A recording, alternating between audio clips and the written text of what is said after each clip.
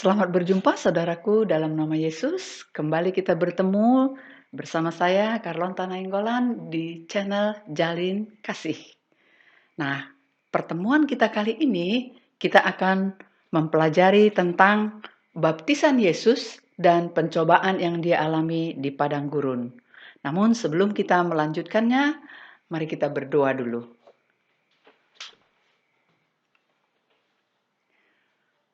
Tuhan Bapa kami yang bertahta dalam kerajaan sorga, Bapa yang kami sembah, kami puji, kami muliakan di dalam nama Juru Selamat kami Tuhan Yesus. Bapa yang baik, Bapa yang maha pengasih, Bapa yang setia. Terima kasih Tuhan untuk waktu ini, karena Tuhan memberi kesempatan buat kami untuk belajar tentang Juru Selamat kami.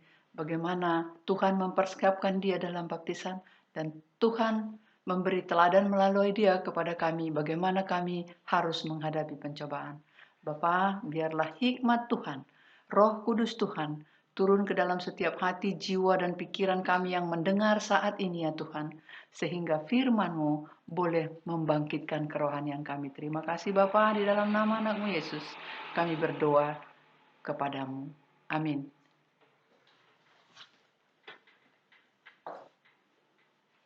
Ya, mari kita lanjutkan pembelajaran kita. Seperti saya katakan tadi, kita belajar tentang baptisan Yesus dan pencobaannya di padang gurun. Ayat inti kita buat kali ini tertulis di dalam Matius 4 ayat 10. Bunyinya begini. Maka berkatalah Yesus kepadanya, "Enyahlah iblis, sebab ada tertulis, engkau harus menyembah Tuhan Yahwehmu saja, dan hanya kepada Dia saja engkau berbakti." Nah, ini esensi dari puncak pencobaan terhadap Yesus. Sekilas kita balik dulu ke belakang, bahwa pada episode sebelumnya kita telah belajar bahwa sesudah Paskah yang dihadiri oleh Tuhan Yesus, Alkitab tidak banyak berbicara tentang dia, kecuali bahwa ia tumbuh besar sampai kemudian dia dibaptis.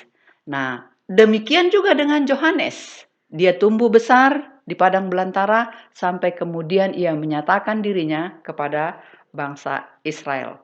Nah, meskipun Yohanes itu sebenarnya ada di padang gurun, tapi ia memiliki murid-murid juga. Setelah tiba waktunya, kita boleh baca di dalam Lukas 1 ayat 17 ya. Begini bunyinya. Dan ia akan berjalan mendahului Tuhan dalam roh dan kuasa Elia untuk membuat hati bapa-bapa berbalik kepada anak-anaknya dan hati orang-orang durhaka kepada pikiran orang-orang benar, dan dengan demikian menyiapkan bagi Tuhan satu umat yang layak baginya. Nah, ini sudah kita pelajari sebenarnya sebelumnya, tapi Yohanes ketika waktunya tiba, maka ia pun keluar dari padang gurun, seperti dikatakan tadi, mempersiapkan satu umat yang layak bagi Tuhan. Yohanes keluar dari padang belantara karena ia ingin melaksanakan tugasnya. Dan pada pekerjaannya itu, dia menyerukan kepada bangsa Israel, "Bertobatlah, sebab kerajaan surga sudah dekat. Dan berilah dirimu dibaptis, dan Tuhan akan mengampuni dosamu." Ini kita bisa baca di dalam Markus 1 ayat 2 dan 4. Ketika Yohanes mengatakan kerajaan surga sudah dekat, ia sedang memberitahukan Yesus Sang Mesias itu sebenarnya. Dalam roh dan kuasa Elia, ia menegur kejahatan dan menempelak dosa-dosa Yehuda. Perkataannya keras dan tajam dengan seruan bertobatlah karena kerajaan surga sudah dekat. Datanglah penduduk dari Yerusalem, dari seluruh Judea, dan di sekitar sungai Yordan sambil mengaku dosanya. Mereka itu dibaptis oleh Yohanes di sungai Yordan. Nah, ini bisa kita baca nanti, Matius 3 ayat 5 sampai 6. Nah, dengan seruan Yohanes yang bertobatlah, banyak orang tergerak hatinya, termasuk para penghulu Yahudi, para rabi, para ahli Taurat, bahkan sampai pemungut cukai dan petani. Mereka datang kepada Yohanes dan mengaku dosanya. Mereka datang kepada Yohanes untuk dibaptis dengan harapan bahwa raja yang akan datang ini akan melepaskan mereka dari jajahan Roma yang kejam. Karena pada waktu itu memang Yehuda sedang dijajah oleh Roma. Jadi mereka berpikir Mesias ini akan melepaskan mereka dari jajahan Roma. Padahalan janji Tuhan bukanlah tentang kelepasan kehidupan dunia, tapi adalah tentang kelepasan dari dosa untuk menuju kerajaan Tuhan yang kekal. Nah, di antara para rabi yang datang itu, ada yang datang dalam kesombongan hati dan mereka merasa bahwa mereka memiliki status yang lebih tinggi dari orang-orang lain. Oleh Roh Kudus, Yohanes diberitahu, banyak orang-orang dari kelompok ahli Taurat ini, orang Farisi dan orang Saduki ini yang tidak mengenal dosa, tapi datang kepada Yohanes. Mereka ini datang dengan harapan jika mereka dibaptis, maka mereka akan mendapat perhatian khusus dari raja yang akan datang ini. Dan mereka berharap mereka bisa memperkuat pengaruh mereka di masyarakat. Itulah sebabnya Yohanes menegur mereka dan berkata dengan tajam. Mari kita baca dalam Matius 3 ayat 7 sampai 9. Tetapi waktu ia melihat orang Farisi dan orang Saduki datang untuk dibaptis, berkatalah ia kepada mereka, "Hai kamu keturunan ular beludak, siapakah yang mengatakan kepada kamu bahwa kamu dapat melarikan diri dari murka yang akan datang? Jadi hasilkanlah buah yang sesuai dengan pertobatan. Dan janganlah mengira bahwa kamu dapat berkata dalam hatimu, Abraham adalah bapa kami. Karena aku berkata kepadamu, Tuhan dapat menjadikan anak-anak bagi Abraham dari batu-batu ini." Nah, bedemikian keras teguran daripada Yohanes Pembaptis. Bahkan menyamakan mereka itu dengan keturunan ular beludak. Karena Yohanes membaptis banyak orang, maka orang-orang Yahudi, orang-orang Sanhedrin di Yerusalem mendengar berita ini. Kemudian mereka ini mengirim beberapa imam dan orang-orang Lewi untuk menanyakan kepada Yohanes, "Siapakah engkau?" Yohanes berkata, "Aku bukan Mesias, juga bukan Elia." Nah, cerita ini agak panjang tapi nanti boleh kita baca di dalam Yohanes 1 ayat 20 sampai 23 dan Yesaya 40 ayat 3. Kemudian orang yang hadir di situ bertanya kepada Yohanes, orang Farisi itu, "Mengapakah engkau membaptis jika engkau bukan Mesias, bukan Elia, dan bukan nabi yang akan datang itu?" Kemudian Yohanes menjawab, "Aku membaptis kamu dengan air sebagai tanda pertobatan. Tapi ia, yaitu Yesus, yang akan datang kemudian daripadaku, lebih berkuasa daripadaku. Dan aku tidak layak melepaskan kasutnya.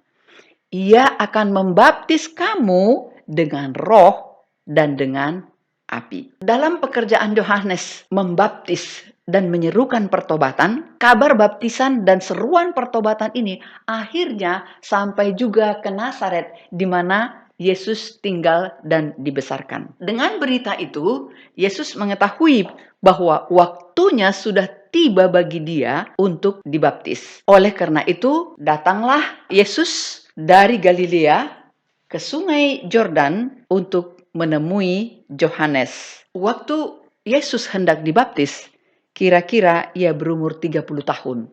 Ada tertulis di dalam Lukas 3 ayat 23. Karena Yohanes belum pernah bertemu dengan Yesus, kita sudah tahu tadi, Yesus besar di Nazaret dan Yohanes Pembaptis besar di padang gurun Judea. Karena mereka belum pernah bertemu, maka Roh Kudus berbicara kepada Yohanes bahwa Mesias akan datang meminta baptisan daripadanya. Dan tanda keilahian Yesus itu akan ditunjukkan kepada Yohanes. Dan Yohanes akan dapat melihat kemurnian tabiat dan kemuliaan yang terpancar dari dia. Ini boleh kita baca dalam buku Alfa dan Omega, jilid 5, halaman 102, paragraf yang pertama. Ketika Yesus datang, Yohanes merasa dia tidak layak untuk membaptiskan Sang Mesias itu.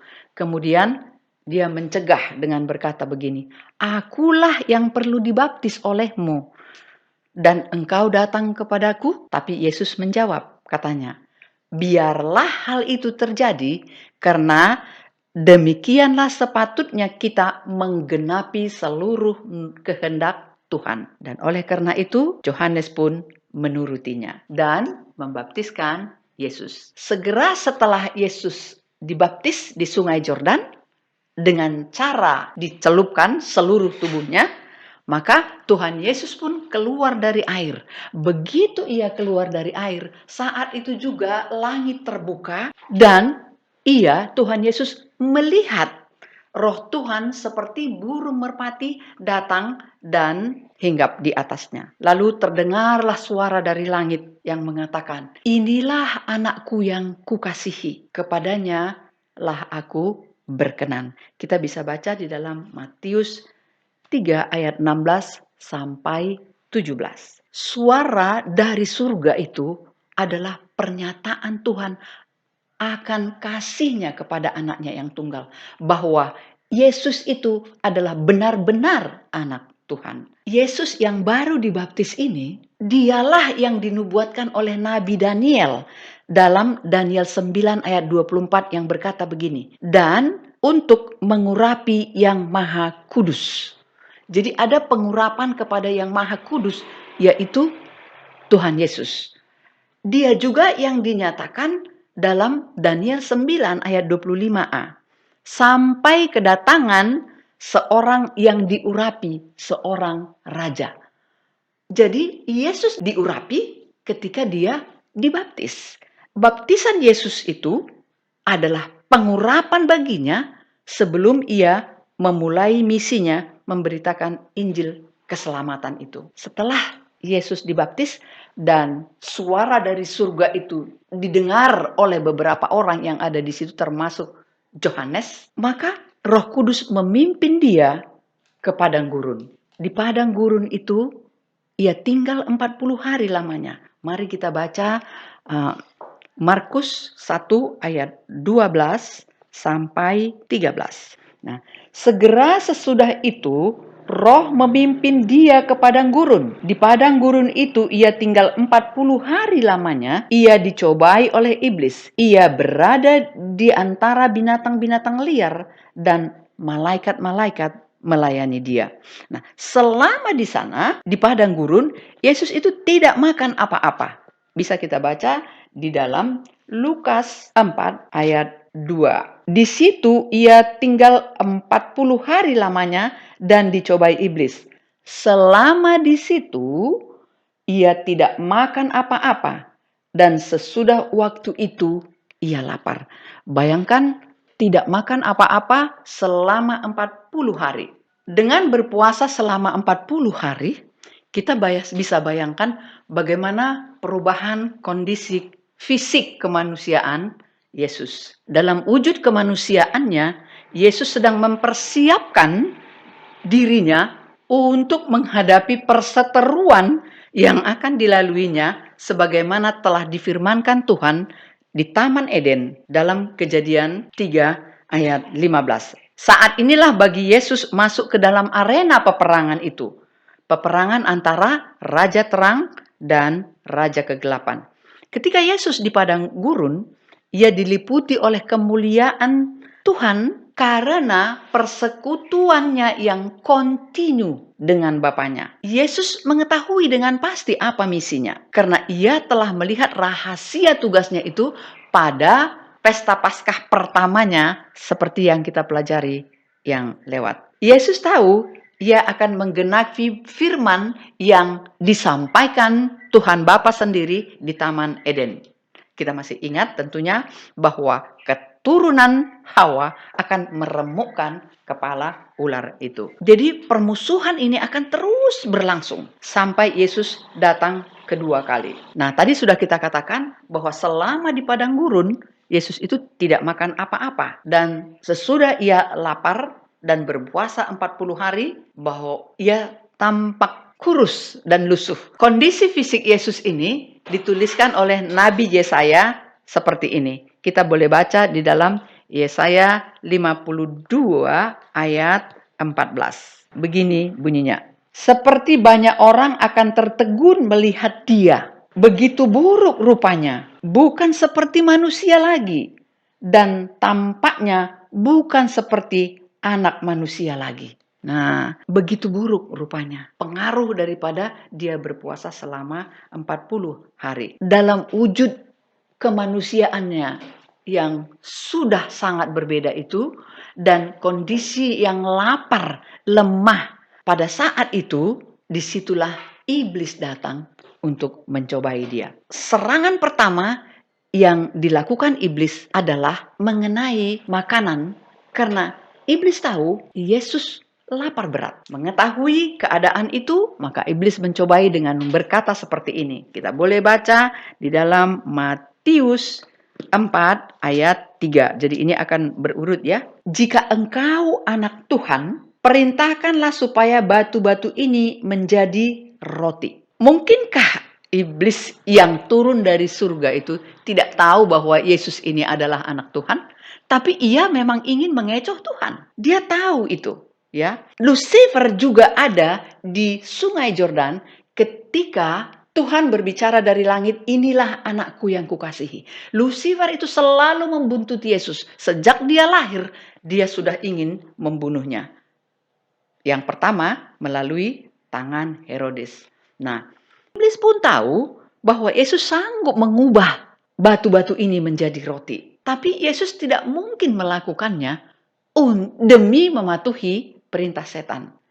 Yesus yang adalah Tuhan itu sendiri tidak perlu membuktikan keilahiannya kepada iblis itu. Nah, karena Yesus menyadari tipuan dan kecohan iblis ini, maka Yesus menjawab, mari kita baca Matius 4 ayat 4. Tetapi Yesus menjawab, ada tertulis, manusia hidup bukan hanya dari roti saja, tetapi dari setiap firman yang keluar dari mulut Tuhan. Ada tertulis. Pertanyaannya, di mana ada tertulis? Ya, mari kita baca Ulangan 8 ayat 3. Jadi ia merendahkan hatimu, membiarkan engkau lapar, dan memberi engkau makan manna yang tidak kau kenal dan yang juga tidak dikenal oleh nenek moyangmu.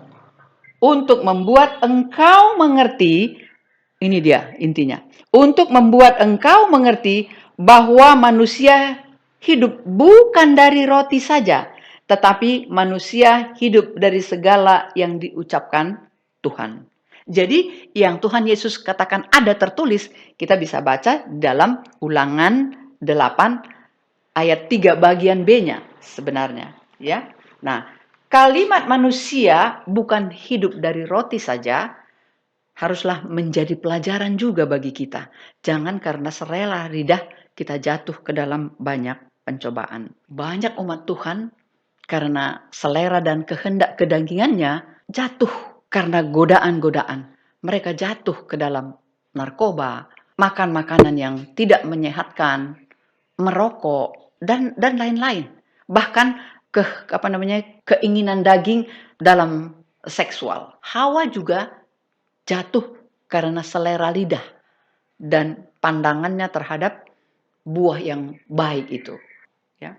Nah, semua tawaran dunia harus kita cermati dengan baik, harus kita berhati-hati. Karena semua tawaran dunia akan membawa kita kepada kemerosotan moral yang membuat kita lupa bahwa tubuh kita ini adalah bait Tuhan. Ya, kita boleh baca, benarkah tubuh kita ini bait Tuhan? Dan di mana tertulis? Mari kita baca 1 Korintus 3 ayat 16. 17, mari kita baca. Tidak tahukah kamu bahwa kamu adalah bait Tuhan dan bahwa roh Tuhan diam di dalam kamu? Ayat 17. Jika ada orang yang membinasakan bait Tuhan, maka Tuhan akan membinasakan dia. Sebab bait Tuhan adalah kudus dan bait Tuhan itu ialah kamu sendiri. Pencobaan iblis yang pertama ini gagal ketika Tuhan Yesus berkata, manusia bukan hanya hidup dari roti saja. Nah, karena gagal dari pencobaan yang pertama, maka dia melanjutkan pencobaan yang kedua. Pencobaan yang kedua ini temanya itu adalah sama yang seperti dia cobakan juga kepada Hawa mencoba menanamkan bahwa manusia ini, Yesus pada saat itu sebagai manusia, bukan? Menanamkan di pikiran untuk meragukan kasih dan hikmat Tuhan. Pencobaan yang kedua. Nah, untuk melancarkan serangan yang kedua ini, iblis berkata seperti ini. Mari kita baca di dalam Matius 4 ayat 5 sampai 6. Kemudian iblis membawanya ke kota suci dan menempatkan dia di bubungan bait Tuhan. Lalu berkata kepadanya, jika engkau anak Tuhan, jatuhkanlah dirimu ke bawah. Sebab ada tertulis, mengenai engkau, ia akan memerintahkan malaikat-malaikatnya dan mereka akan menatang engkau di atas tangannya, supaya kakimu jangan terantuk kepada batu. Nah, inilah yang dikatakan oleh iblis. Sekarang dia meniru perkataan Yesus. Ada tertulis. Yesus ketika mengatakan ada tertulis, Yesus ingin membuktikan penurutannya kepada Bapanya yang di sorga. Tapi iblis menggunakan kata ada tertulis untuk mencoba membenarkan penipuannya. Yang kubilang ini juga ada tertulis. Ya. Tapi pada saat itu dia bukan menyatakan itu untuk tujuan yang baik. Adalah untuk mengecoh Tuhan Yesus yang dalam kondisi lemah dan lapar itu. Tipuan kedua ini lebih licik, bukan? Ketika iblis berkata, ada tertulis, ia pura-pura lupa kalau Yesus sendirilah firman itu. Firman yang tertulis sebagaimana kita baca dalam Yohanes 1 ayat 1 sampai 2. Pada mulanya adalah firman, firman itu bersama-sama dengan Tuhan dan firman itu adalah Tuhan. Ia pada mulanya bersama-sama dengan Tuhan. Jadi semua yang ada tertulis itu adalah dari firman Tuhan. Dan firman itulah yang bersama-sama dengan manusia di dunia pada saat itu. Ketika iblis berkata, jatuhkanlah dirimu. Iblis juga tahu bahwa dia tidak punya kuasa untuk mendorong Yesus sampai jatuh. Karena dia sudah berkata bahwa malaikat Tuhan akan menangkapnya di atas tangannya. Sekali lagi, Yesus sangat terus berkomunikasi intens dengan Bapanya. Yesus selalu bertindak atas kehendak Bapanya, bukan atas perintah setan atau siapapun. Nah, kesetiaan dan penurutan Yesus kepada Bapanya selama dia di dunia sebagai manusia sungguh teruji. Betapapun beratnya godaan itu, dia mampu mengatasinya. Nah, untuk menangkal iblis dari cobaan yang kedua ini, maka Yesus pun menjawab, ada pula tertulis, janganlah engkau mencobai Tuhan Yahwehmu. Ya, ada pula tertulis.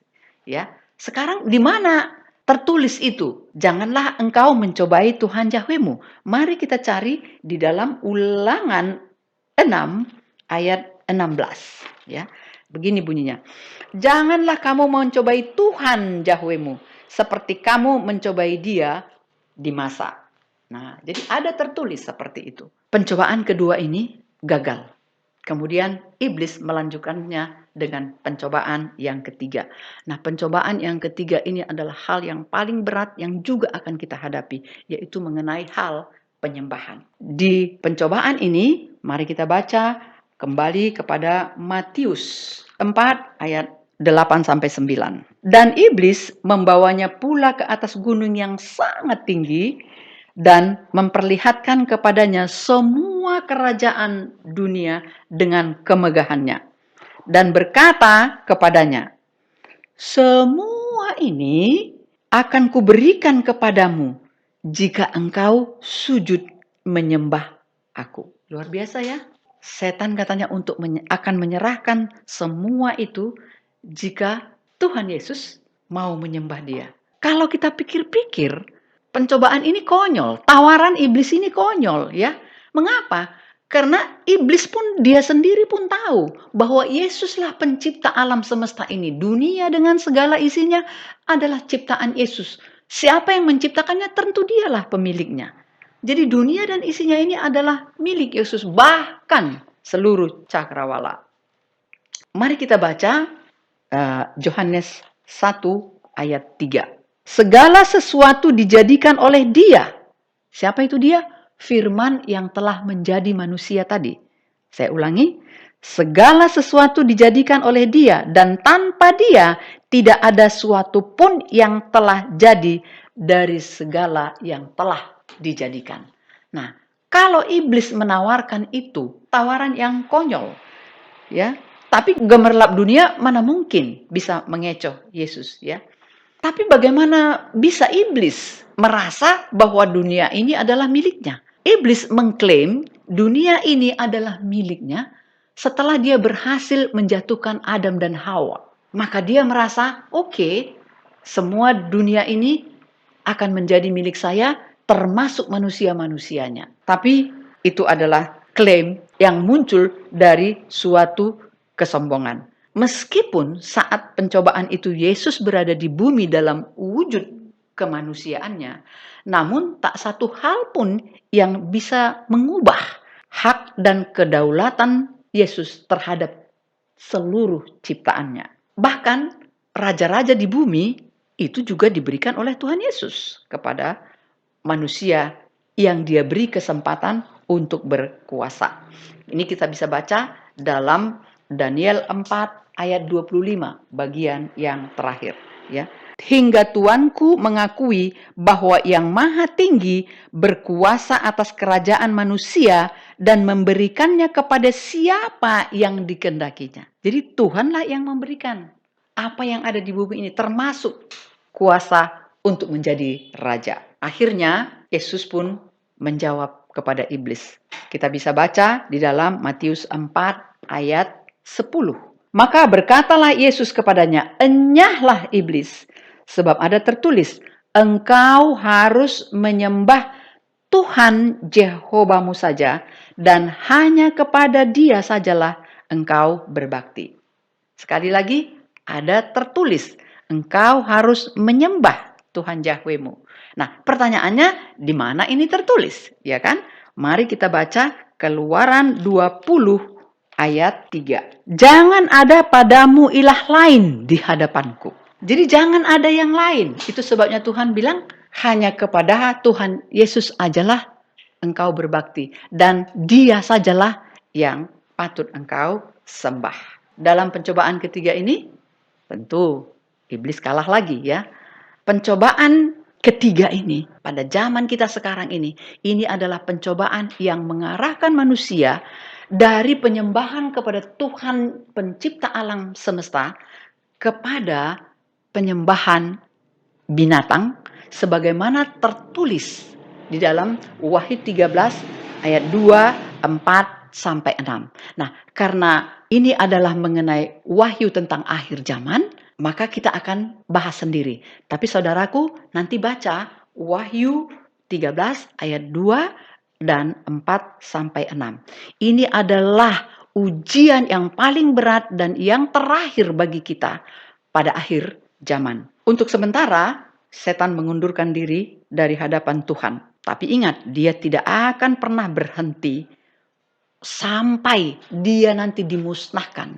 Nah, seperti saya katakan pada awalnya, bahwa sebenarnya saya terinspirasi membuat channel ini adalah karena penjelasan-penjelasan tentang binatang yang tertulis di dalam kitab Wahyu 13. Ketiga pencobaan ini adalah pilihan kita. Apakah kita bertahan dalam iman kepada Tuhan?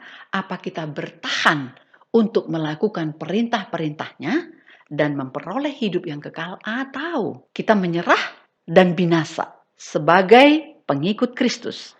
Satu-satunya pertahanan kita adalah mengikut Dia yang takluk kepada hukum Taurat.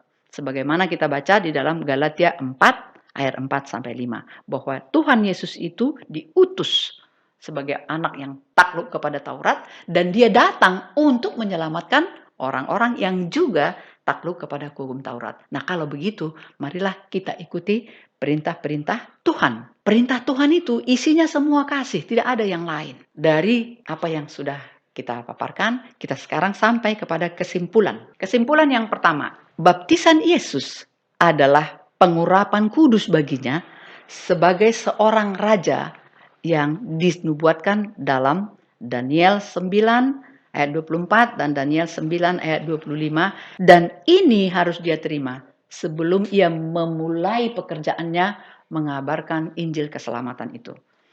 Yang kedua, Tuhan mendeklarasikan Yesus sebagai anak yang dikasihinya. Jadi jangan kita ragukan itu. Kemudian yang ketiga, Yesus adalah sang penebus, anak domba Tuhan yang menghapus dosa dunia.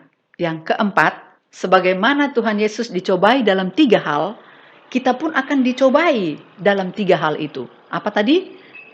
Tentang selera, lidah, dan ilusi mata. Yang kedua, setan akan menanamkan pikiran kita untuk meragukan kasih dan hikmat Tuhan. Yang ketiga, iblis akan berusaha mengalihkan penyembahan kita dari Tuhan Bapa Pencipta alam semesta kepada binatang itu yang tadi kita sebut tertulis di dalam Wahyu 13 ayat 2, 4 sampai 6. Nah, ketiga jenis penipuan ini akan terus dilakukan sampai Yesus datang yang kedua kali. Dan sekarang ini iblis sedang bekerja keras melancarkan serangan tipuan yang ketiga ini. Demikianlah pembelajaran kita sampai saat ini di dalam episode ini.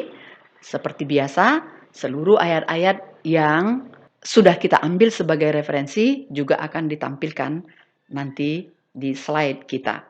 Kiranya Tuhan membekali kita dengan kasih karunia-Nya di dalam roh sehingga kita semakin bertumbuh dalam rohani dan semakin kuat keimanan kita.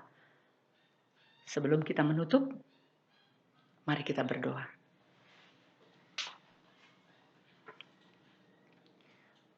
Tuhan Bapa yang baik, Bapa yang setia. Terima kasih Tuhan atas pelajaran hari ini. Terima kasih Bapa karena Tuhan telah menunjukkan kepada kami Tuhan segala pencobaan yang akan kami lalui supaya kami layak menjadi anak-anak-Mu Tuhan. Terima kasih Bapa karena Tuhan juga sudah memberikan kepada kami teladan bahwa apapun pencobaan itu, kami harus tahu bahwa itu adalah sesuatu yang harus kami buang. Dan kami harus menggunakan firman-Mu untuk menolak cobaan itu dengan mengingat Bapa semua firman-Mu yang sudah tertulis yang boleh kami pedomani dan harus menjadi pedoman kami. Terima kasih Bapa yang baik. Ini semua karena kasih setiamu kepada kami. Terpujilah Engkau Bapa di dalam nama anak-Mu Yesus. Doa ini juga kami mohonkan Bapa di dalam nama Yesus Juru Selamat kami. Kami yakin dan percaya Tuhan akan mendengar dan menjawab doa kami. Amin.